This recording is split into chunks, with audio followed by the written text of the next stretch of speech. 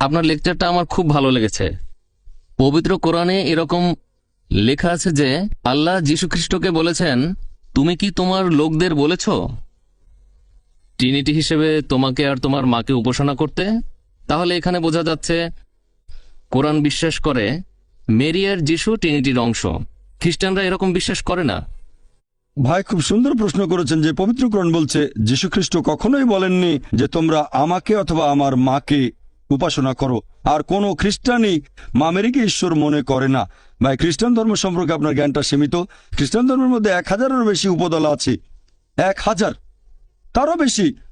আমি সবগুলোর নাম জানি না। এরকম একটা উপদলের নাম হচ্ছে ম্যারিয়ান এক্স। তারা বিশ্বাস করে যে ট্রিনিটি এখানে তিনজনের মধ্যে একজন হলেন মা মেরি। তারা বিশ্বাস করে মা মেরি ঈশ্বর, যদি এরা সংখ্যায় অনেক কম। এখন তারা আছে কিনা তাও জানি না। তবে আপনি যদি খ্রিস্টান ধর্মের গ্রন্থগুলো পড়েন, সেখানে এরকম উপদলের কথা আছে যারা বিশ্বাস করত যে মা মেরি হলেন ঈশ্বর। আশা করি উত্তরটা পেয়েছেন। আমি খ্রিস্টান ধর্মের অনুসারী। এখন পবিত্র বাইবেলের কোন জায়গায় আমি এরকম দেখিনি যেখানে যীশুখ্রিস্ট বলেছেন যে তোমরা আমার মায়ের উপাসনা করো।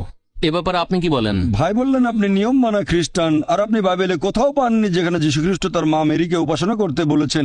যীশুখ্রিস্ট বাইবেলে এটাও বলেননি যে তোমরা আমার উপাসনা করো, তারপর আপনার উপাসনা করছেন। বাইবেলে যে কথা বলছে কোরআনে সে কথাগুলো বলছে না। কোরআন যেটা বলছে সেটা হলো কিছু লোক মা মেরির উপাসনা করতো। একইভাবে বাইবেলও বলছে। আর আপনি পুরো বাইবেল ঘেটে কোথাও পাবেন না যে যীশুখ্রিস্ট বলেছেন একেবারে পরিষ্কারভাবে গোটা বাইবেলে একটা অনুচ্ছেদ পাবেন না যেখানে যীশুখ্রিস্ট বলেছেন আমার উপাসনা করো, আমি ঈশ্বর। তারপর খ্রিস্টানরা করে, আপনি করেন না, সেজন্য আলহামদুলিল্লাহ, আপনাকে অভিনন্দন জানাই। যীশুখ্রিস্টকে যদি ঈশ্বর বলে না মানেন তাহলে আলহামদুলিল্লাহ, আপনি ইসলামের আরো কাছে আসলেন। আর যীশুখ্রিস্ট নিজের মুখেই বলেছেন, গসপেল অফ জন অধ্যায় নম্বর 16 অনুচ্ছেদ 11 ও 12, আমি তোমাদের অনেক কথা বলতে চাই কিন্তু সেগুলো এখন সহ্য করতে পারবে না, কারণ যখন সত্যের আত্মা আসবেন তিনি সবাইকে সত্যের পথে নিয়ে যাবেন। তিনি নিজ থেকে কিছু বলবেন না, যা শুনবেন তা বলবেন। তিনি আমাকে মহিমান্বিত করবেন। তার মানে আরেকজন রাসূল আসবেন। এখানে বলা হচ্ছে সর্বশেষ চূড়ান্ত নবী মুহাম্মদ সাল্লাল্লাহু আলাইহি ওয়াসাল্লামের কথা। যদি বাইবেলে বিশ্বাস করেন তাহলে বাইবেলে উল্লেখিত সর্বশেষ নবীকেও বিশ্বাস করবেন, অর্থাৎ নবী মুহাম্মদ সাল্লাল্লাহু আলাইহি ওয়াসাল্লাম। আশা করি উত্তরটা পেয়েছেন। পরের প্রশ্ন পুরুষদের মধ্য গুড ইভিনিং থেকে। স্যার। আমার প্রশ্ন হলো, ঈশ্বর কেন আমাদের সৃষ্টি করেছেন, কেন এই পৃথিবীতে পাঠিয়েছেন, আর কেন বেহেশত দোজখ সৃষ্টি করেছেন? ভাই প্রশ্ন করলেন ঈশ্বর আমাদের কেন সৃষ্টি করেছেন আর এখানে পাঠিয়েছেন। আজকের লেকচারের টপিকই ছিল এটাই, কেন। পুরো লেকচারটাই ছিল এই টপিকের উপর যে ঈশ্বর আমাদের কেন সৃষ্টি করেছেন, পরীক্ষা করার জন্য। এখন ধরেন কেউ একজন পরীক্ষা দিতে বসেছে, এমবিবিএস পরীক্ষা। এখন তো আপনি বলেছেন আমাদের পরীক্ষা নেওয়া হচ্ছে। হ্যাঁ, সেটাই বলছি, পুরো লেকচারের টপিক ছিল এটাই। আর আপনি যদি ঈশ্বর আমাদের মানুষ হিসেবে সৃষ্টি করেছেন কেন, আচ্ছা। তার প্রয়োজন কি? ভালো, ঈশ্বর কেন মানুষ হিসেবে সৃষ্টি করেছেন? আচ্ছা, এটা খুব ভালো প্রশ্ন। ঈশ্বর কেন আমাদের মানুষ হিসেবে সৃষ্টি করেছেন আমি আরেকটা দৃষ্টিভঙ্গি থেকে বলছি। আপনারা দেখবেন আল্লাহ পবিত্র কোরআনে বলেছেন যে আল্লাহ যখন জিজ্ঞেস করলেন কারা মানুষ হিসেবে পৃথিবীতে আসতে চায়, তখন পাহাড় পর্বতেরা সবাই বলেছিল না, কিন্তু মানুষ অজ্ঞতায় সে বলল হ্যাঁ আমি মানুষ হিসেবে আসতে চাই। কারণ আল্লাহর অন্যান্য সৃষ্টির কোনো স্বাধীন ইচ্ছা নেই, যেমন ফেরেশতাগণের কোনো স্বাধীন ইচ্ছা নেই। তবে আপনি মানুষ হিসেবে জন্মালে স্বাধীন ইচ্ছা থাকবে। এই স্বাধীন ইচ্ছা থাকার পরও যদি আল্লাহকে মেনে চলেন তাহলে ফেরেশতাগণের উপরে চলে যাবেন, আর স্বাধীন ইচ্ছা থাকার পরে যদি আল্লাহকে না মানেন তাহলে ফেল করবেন। তাহলে আমরা মানুষরা অজ্ঞ, আমি সহ, আমিও অজ্ঞ। আমি বলি আমি পরীক্ষায় ডিস্টিংশন পাবো, অনেক নম্বর, কিন্তু কোরআন বলছে আমরা মানুষরা অজ্ঞ। আমরা পরীক্ষা দিতে রাজি হয়েছি, এখন পরীক্ষা চলছে। আমার স্মৃতিতে সেটা নেই, শেষ বিচারের দিনে আল্লাহ সেই স্মৃতি দিয়ে দেবেন। আল্লাহ পবিত্র কোরআনে বলেছেন, আল্লাহ কথা দিয়েছেন সূরা আরাফ অধ্যায় নম্বর 7 আয়াত নম্বর 172, আমি আদম সন্তানের পৃষ্ঠদেশ থেকে তাদের বংশধরদের বের করি আর তাদের বলি তোমরা কি মানো আল্লাহ একজন? তারা বলে হ্যাঁ আমরা মানি। এখন স্মৃতিটা আমাদের মাথায় নেই, শেষ বিচারের দিনে আল্লাহ স্মৃতিটা আবার মাথায় দিয়ে দেবেন। আমরা অজ্ঞ বোকা, তাই বলেছিলাম আমরা পরীক্ষা দিতে রাজি আছি। ধরেন কেউ এমবিবিএস পরীক্ষা দেওয়ার ইচ্ছা করলো, টিচারও বললেন দাও। সে মেডিকেল কলেজে অ্যাডমিশন পেলে সমস্যা নেই, পরীক্ষা দেবে। যদি ফেল করে সেটা তার সমস্যা, যদি পাস করে তার সুবিধা। বুঝতে পারলেন? এক একজনের পরীক্ষা এক এক রকম, কে কেমন প্রশ্ন পাবে সেটা নির্ভর করবে টিচারের উপর। এভাবে বলবেন না যে স্যার আমাকে এই প্রশ্নটা দিলেন কেন, এটা পুরোপুরি সেই টিচারের হাতে। তিনি আপনাকে দিতে পারেন 1 নম্বর বা 2 নম্বর প্রশ্ন, সেই প্রশ্ন আসতে পারে 3 নম্বর বা 5 নম্বর অধ্যায় থেকে। একইভাবে আল্লাহ সুবহানাহু ওয়া তাআলা এক একজন মানুষকে এক একভাবে পরীক্ষায় ফেলেন। কিছু মানুষকে বানান তিনি ধনী, কিছু মানুষকে বানান গরিব, কিছু মানুষ স্বাস্থ্যবান, কিছু মানুষ অসুস্থ। তবে আল্লাহ তাআলা যার যেভাবে পরীক্ষা নেবেন সেভাবেই তার বিচার করবেন। যদি পরীক্ষাটা কঠিন হয়ে থাকে তাহলে টিচার খাতা দেখবেন ছাড় দিয়ে, আর যদি পরীক্ষা সোজা হয় টিচার তাহলে খাতা দেখবেন করা হয়ে একইভাবে আল্লাহ সুবহানাহু ওয়া তাআলা যাকে যে সুযোগ সুবিধা দিয়েছেন তার উপর নির্ভর করে বিচার করবেন। আপনি শ্রেষ্ঠ সুবিচারক। আশা করি উত্তরটা পেয়েছেন। এবারে শেষ প্রশ্ন। আপনি কি প্রশ্ন করবেন ভাই? ঠিক আছে, এটাই হবে আমাদের শেষ প্রশ্ন, তারপর অনুষ্ঠান শেষ করব। আপনার লেকচার নিয়ে প্রশ্ন। আপনি এক জায়গায় বলেছিলেন যে ফেরেশতাদের স্বাধীন ইচ্ছা নেই, কিন্তু পবিত্র কোরআনে সূরা বাকারাতে আমি পড়েছি যে আল্লাহ তাআলা আদেশ করার পরও ইবলিস আদমকে সিজদা করেনি। তাহলে তো ইবলিসের স্বাধীন ইচ্ছা আছে। একটু ব্যাখ্যা করেন। মাশাআল্লাহ, ভাই বিবেক অনেক কিছু জানেন, কোরআন পড়েছেন। মাশাআল্লাহ,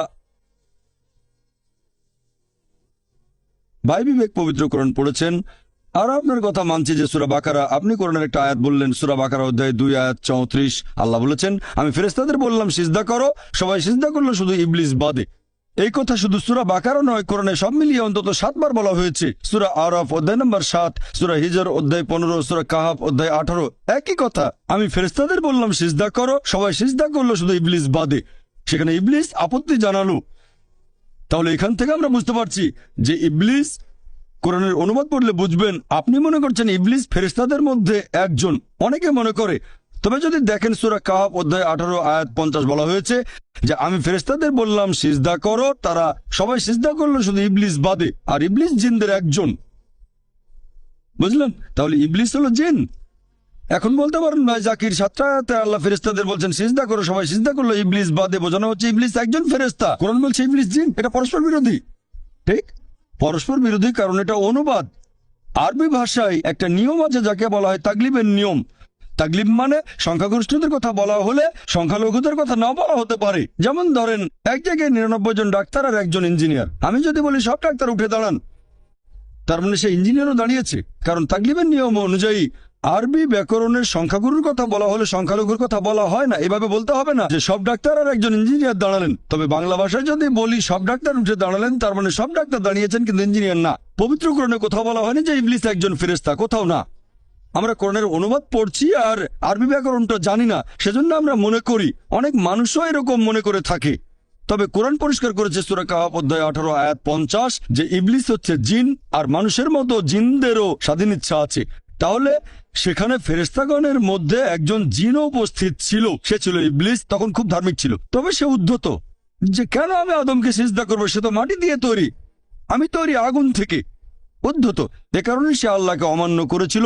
ইবলিস হচ্ছে জিন। এখন জিন এবং মানুষের স্বাধীন ইচ্ছা আছে, তারা আল্লাহকে অমান্য করতে পারে। ইবলিসও আল্লাহকে অমান্য করেছিল, এজন্য তাকে বিতাড়িত করা হয়েছে। আর সে হলো সবচেয়ে বড় শয়তান।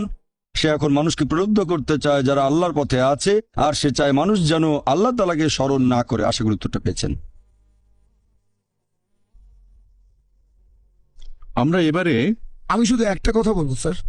কিন্তু আমাদের স্যার সময় তো মাত্র শেষ। 1 মিনিট স্যার, প্রশ্ন না স্যার, আচ্ছা মাত্র 1 মিনিট স্যার। 1 মিনিট স্যার, 1 মিনিটে আমি কথাটা বলে শেষ করব। ঠিক আছে, বলেন তাড়াতাড়ি। আমি মোহাম্মদ খাজা মুনির, রিটায়ার্ড অফিসার, মাদ্রাজ ইউনিভার্সিটি। আসসালামু আলাইকুম হাজি ডক্টর জাকির নায়েক সাহেব। ওয়ালাইকুম আসসালাম রহমতুল্লাহ বারাকাতুহু। স্যার আপনি বললেন যে বোম্বেতে ইন্টারন্যাশনাল ইসলামিক স্কুল চালু করেছেন। আমি অনুরোধ করব আপনি এরকম স্কুল তো আমাদের চেন্নাই সহ পুরো ভারতেই চালু করতে পারেন, কারণ এরকম স্কুল এখনকার দিনে খুবই প্রয়োজন। ধন্যবাদ স্যার। ভাই আপনি আমাদের জমি দিয়েছেন, প্রয়োজনীয় টাকাও দিয়েছেন, ইনশাল্লাহ স্কুল চালু করব। ভাই ও বোনেরা, সবাইকে অনেক অনেক ধন্যবাদ। শুক্রিয়া, জাজাকাল্লাহ। নির্দেশ মানবল যেগুলো আছে কোরআনে, এটার কি দরকার আছে ভাই? যদি সবকিছু অটোমেটিক্যালি চলে আসে, তাহলে আপনিও অটোমেটিক্যালি কোরআনের নির্দেশগুলো মানবেন। তবে সবাই কিন্তু সবকিছু অটোমেটিক্যালি পায় না, বুঝতে পারলেন? তাহলে আল্লাহ যেটা চান, আপনি যদি সৃষ্টিকর্তাকে ভালোবাসেন, যেমন ধরেন আমি বললাম আমার মাকে আমি ভালোবাসি, আমি আমার মাকে ভালোবাসি। আমার মা আমাকে বলল বাছা আমার মিথ্যে বলো না, আমি বললাম মাকে ভালোবাসি, কিন্তু মিথ্যে বললে ক্ষতি কি?